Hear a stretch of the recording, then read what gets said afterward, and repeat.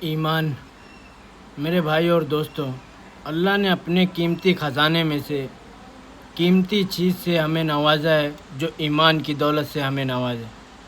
میرے بھائی اور دوستوں، جس کی بول ہے لا الہ الا اللہ محمد الرسول اللہ، اللہ کے سوا کوئی معبود نہیں اور محمد صلی اللہ علیہ وسلم اللہ کے رسول ہیں۔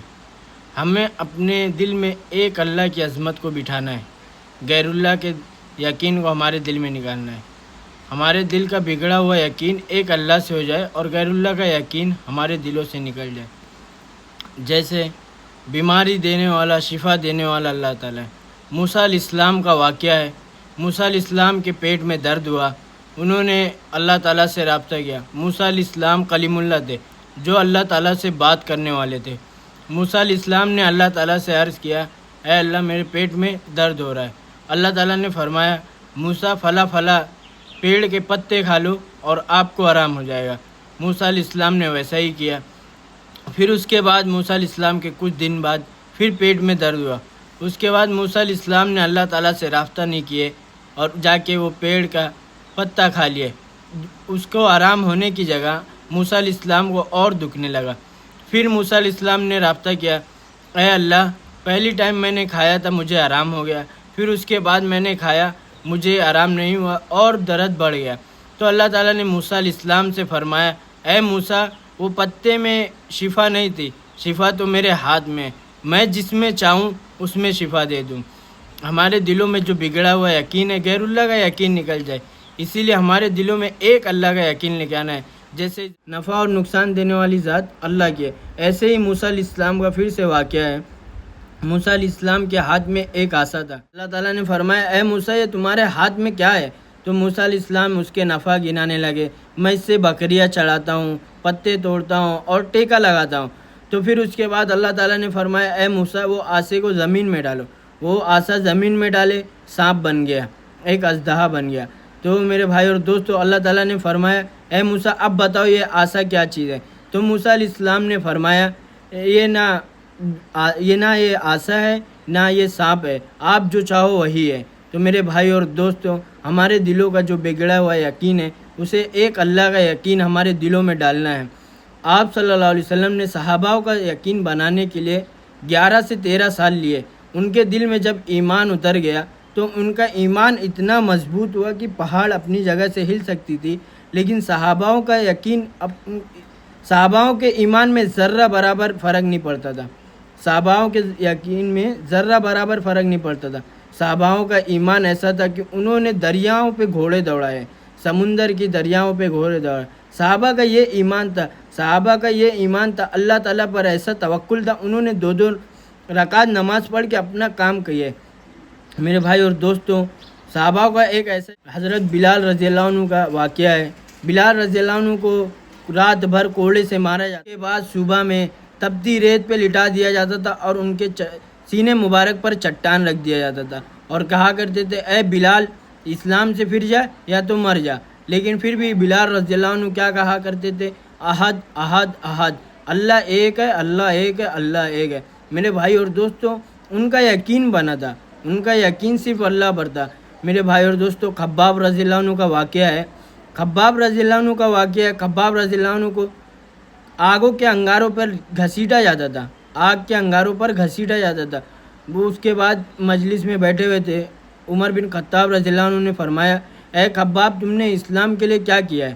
خباب رضی اللہ عنہ نے اپنا کرتا اٹھایا اور پیٹھ پہ ہڈی کے سوا کوئی چیز نہیں باقی تھی، ان کی پیٹھ پہ ہڈی کے سوا کوئی چیز نہیں تھی۔ ان کو آگ پر گھسیٹا جاتا تھا۔ وہ اتنی مشکلیں، اتنی پریشانیاں سہنے کے بعد بھی وہ اسلام سے ایمان کے میں ذرا بھی برابر فرق نہیں پڑا۔ حضرت ابراہیم رضی اللہ عنہ کا واقعہ ہے۔ ابراہیم رضی اللہ عنہ کو آگ کے انگاروں میں ڈالا جا رہا تھا، تو حضرت جبرائیل علیہ السلام آئے اور جبرائیل علیہ السلام آئے کہ اے ابراہیم کچھ مدد چاہیے؟ تو ابراہیم علیہ السلام نے فرمایا کہ کیا میرا اللہ مجھے نہیں دیکھ رہا ہے؟ تو جبرائیل علیہ السلام نے فرمایا بالکل آپ کے اللہ آپ کو دیکھ رہے ہیں۔ تو بولے کہ مجھے کوئی مدد کی ضرورت نہیں ہے، میرا اللہ میرے لیے کافی ہے۔ جیسے ہی انہیں آگ میں ڈالا گیا، وہ ٹائم پہ آگ اتنی تیز تھی کہ اگر اس کے 2 سے 3 مالے کے اوپر سے ایک پرندہ بھی چلا جائے اس کی آگ کے اوپر سے، وہ بھی جل کر راکھ ہو جائے۔ وہ آگ اتنی تیز تھی۔ اس کے بعد جب ابراہیم علیہ السلام کو اس آگ میں ڈالا گیا تو اللہ تعالیٰ نے اس کو ایک ٹھنڈی باغ بنا دیا۔ جب صحاباؤں کو نماز ملی، صحابہ اتنے خوش ہوئے کہ اللہ تعالیٰ سے ہمیں لینے کا ذریعہ مل گیا، اللہ تعالیٰ سے ہمیں لینے کا ذریعہ، مانگنے کا ذریعہ مل گیا۔ میرے بھائی اور دوستوں، جب بھی صحاباؤں کو کچھ پریشانی ہوتی تھی وہ نماز پڑھ کر اپنا حل پورا کرتے تھے، نماز پڑھتے تھے۔ ایک صحابہ کا واقعہ ہے، ان کے گھر میں کچھ کھانے کو نہیں تھا، ایک چکی پڑی ہوئی تھی، چکی میں ایک دانہ یا 2 دانہ گیہوں کا پڑا ہوا تھا، ان کے گھر میں کچھ نہیں تھا۔ وہ گئے مسجد اور نماز پڑھے، پہلی بار نماز پڑھ کے آئے، پھر گھر میں پوچھے کچھ ہوا، کچھ مدد آئی؟ تو گھر والے کہے نہیں، پھر بولے کہ میری نماز میں کچھ پرابلم ہے، میں اچھے سے نہیں پڑھا رہوں گا میری نماز میں۔ انہوں نے کچھ اللہ تعالیٰ کو قصور نہیں ٹھہرایا، اپنے آپ کو قصور ٹھہرایا، اس کے بعد اپنی نماز کو درست کی، پھر واپس مسجد گئے، پھر گھر پر آئے، کچھ مدد ہوئی، پھر نہیں ہوئی، پھر واپس مسجد گئے۔ تیسری بار آئے تو ان کے گھر میں ایک پرانی چکی رکھی ہوئی تھی، وہ چکی چلنے لگی، اس میں سے آٹا نکلا، جتنے بھی گھر کے برتن تھے اس میں انہوں نے سمیٹ لیا، گھر کے برتن جتنے بھی تھے انہوں نے اس میں سمیٹ لیا۔ اس کے بعد جب انہوں نے چکی کو بند کیا تو اس کے بعد آپ صلی اللہ علیہ وسلم کے پاس واقعہ گیا، تو آپ صلی اللہ علیہ وسلم نے ان سے فرمایا اگر آپ چکی نہیں بند کرتے تھے تو وہ قیامت تک کے چکی چلتی تھی۔ تو میرے بھائی اور دوستو، ہماری نمازیں کیوں ایسی نہیں ہے؟ ہماری نمازیں ہم پڑھتے تو ہیں، دعائیں قبول کیوں نہیں تھے؟ کیونکہ ہم اتنی شدت سے نہیں پڑھتے۔ حضرت علی رضی اللہ عنہ کا واقعہ، حضرت علی رضی اللہ عنہ کو تیر لگی تھی، وہ تیر نکالنے کے لیے ڈاکٹر بولے کیسے نکالیں گے، اتنا زیادہ دکھے گا۔ تو حضرت علی رضی اللہ عنہ نے فرمایا جب میں نماز پڑھوں تو آپ پیچھے سے اس تیر کو نکال دیا۔ حضرت علی رضی اللہ عنہ نماز کے لیے کھڑے ہوئے اور ڈاکٹر نے وہ تیر کو نکال دیا، ان کو ذرہ برابر فرق نہیں پڑا، کیونکہ وہ نماز ایسی پڑھتے، خشوع اور خضوع کے ساتھ نماز پڑھتے تھے۔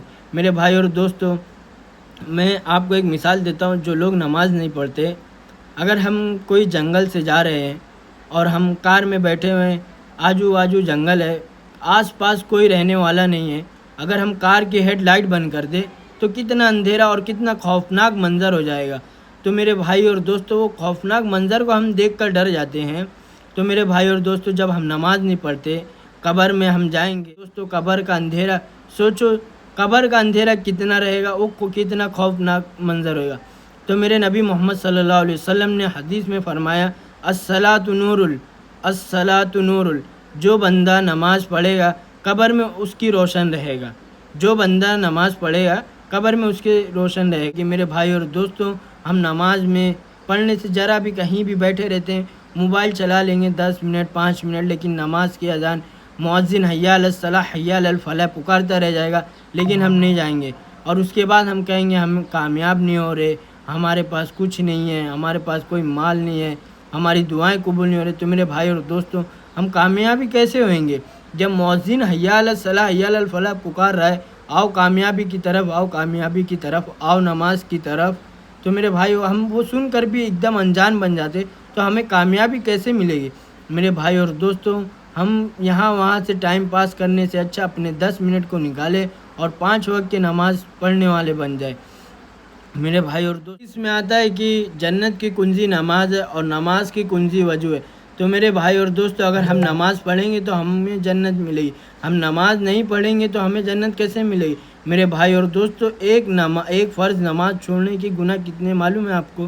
ایک فرض نماز چھوڑنے کی 2,88,000 سال جہنم کی آگ میں جلیں گے، اور ایک فرض نماز پڑھنے کی 4 کروڑ یا 3.5 کروڑ سے بھی زیادہ نیکیاں ہیں۔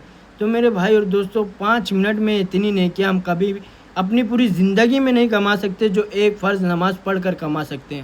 میرے بھائی اور دوستو، کامیابی دنیا والی زندگی میں نہیں ہے، کامیابی آخرت کی زندگی میں۔ ہم یہ دنیا والی زندگی میں بھاگتے رہ جائیں گے، دوڑتے رہیں گے، اچھا کیریئر، اچھی گاڑی، اچھا بنگلہ، اچھی عزت، اچھی شہرت بنانے میں لگ جائیں گے، لیکن اس کے بعد ہمیں کچھ بھی نہیں ملے گا۔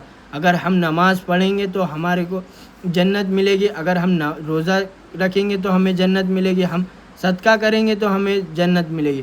میرے بھائی اور دوستو، یہ دنیا کی زندگی نے اللہ تعالیٰ قرآن میں ایک لائن میں بیان کی ہے، یہ دنیا کی زندگی کے لیے اللہ تعالیٰ نے قرآن میں ایک لائن میں بیان کی ہے۔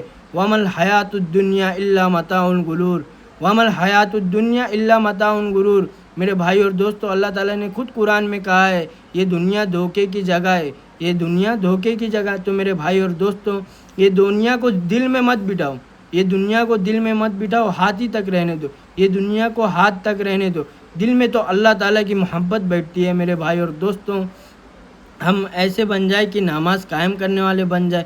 میرے بھائی اور دوستو، ہمیں زندگی میں کامیابی کب ملے گی؟ جب ہم 5 وقت کی نماز پڑھیں گے۔